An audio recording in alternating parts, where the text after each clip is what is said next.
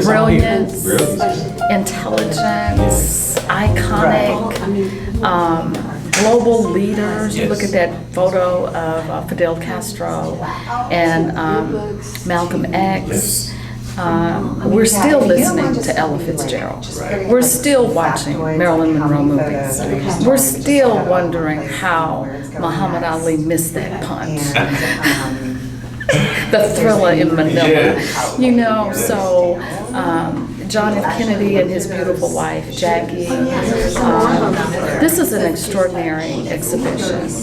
I'm extremely excited about it. I think that it is poignant, particularly for a time such as this, that we are looking at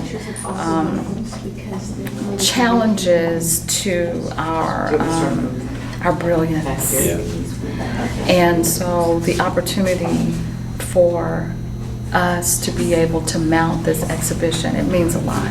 And it means a lot to the community. It sure does, because we get to step in, not stepping back in time, but step into, the realness of what actually happened. Yes, yes. It's all here. This is not made up. This is not fake news. Right. This is what happened. Yes. Right. And you cover it all. It's all covered in these photographs that you have, about 75 of them here. 80. 80. Wow. 80 out of 40,000. Oh my goodness. Now, of that 40,000, I heard that you're digitizing the Sepia catalog. Correct. Wow. So there are 40,000 prints, and this is a traveling exhibition, but what we are doing is digitizing all of the photographs that we have from Sepia.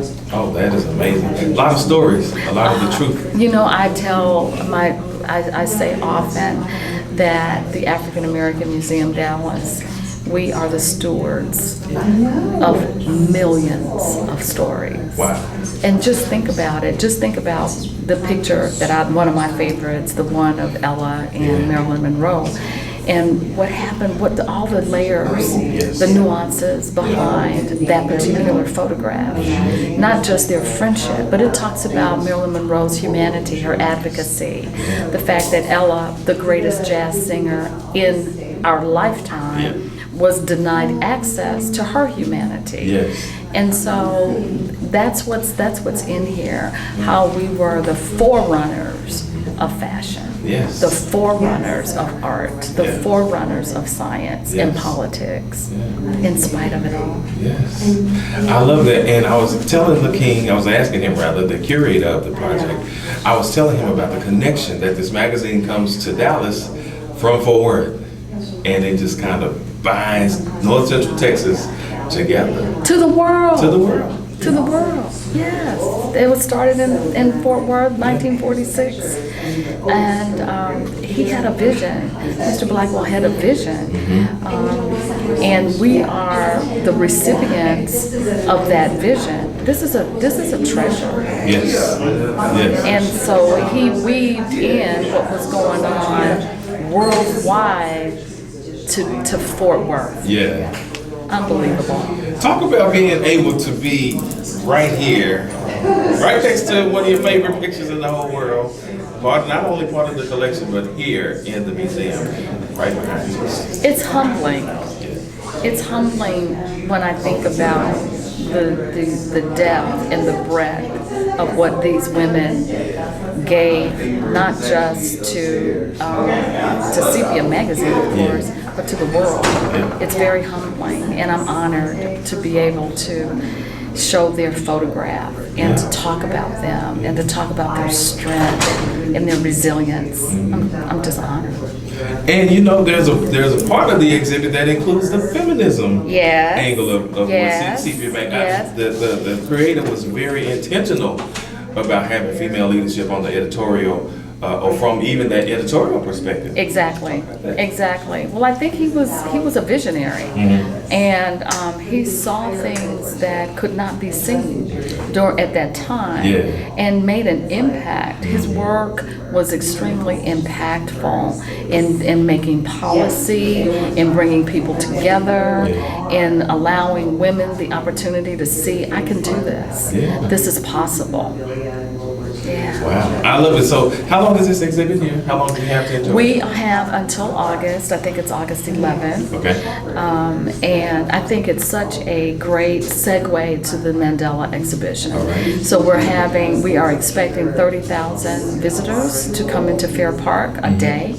Global visitors will be able to come in here and in the African American Museum and see themselves and see the contributions and the achievements of African Americans. Yeah. It means a lot. It does mean a lot, and the museum is my last question. The museum seems like it's positioning itself, or maybe even repositioning itself as an epicenter of culture. Last year, The Lion King, when it came to Dallas, there was an exhibit here. Yes. And before or after you went to the show, you could come in and see some of those masks from the Broadway play. Yeah. And this year, you have this. You got FIFA coming to town. Yes. You have the exhibit, the Mandela exhibit. This will still be here. Talk about the African American Museum and how it's positioning itself now as an epicenter of culture in such, I want to say, perilous, dangerous, changing, challenging times. We are the epicenter of culture in Dallas. We always have been. That was the goal of Dr. Harry Robinson Jr. when he founded the museum. We're just building on that legacy, not necessarily repositioning, but I can say that we are reviving. We are building upon. I want people to know that this is their home. I want children to come here and see themselves. I want the policymakers to understand that this place is sacred and that it is a treasure. And it's not just for African Americans. It's not just for South Dallas. We're getting ready to have a global exhibition. So I want to expand on the history and the conservation. The conservation work that we are doing in this museum is going to be amazing. We will be the only African American museum in the country not associated with a college or university that actually has a conservation lab in the museum. Wow. Okay. So young people can come and they can, it's a career path. Okay. They can come and understand that they can make a living off of being in conservation work and art restoration.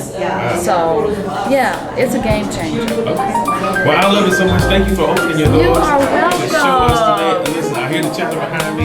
Everybody's excited today. Thank you so much. Thank you for being here. Thank you. I appreciate it very much.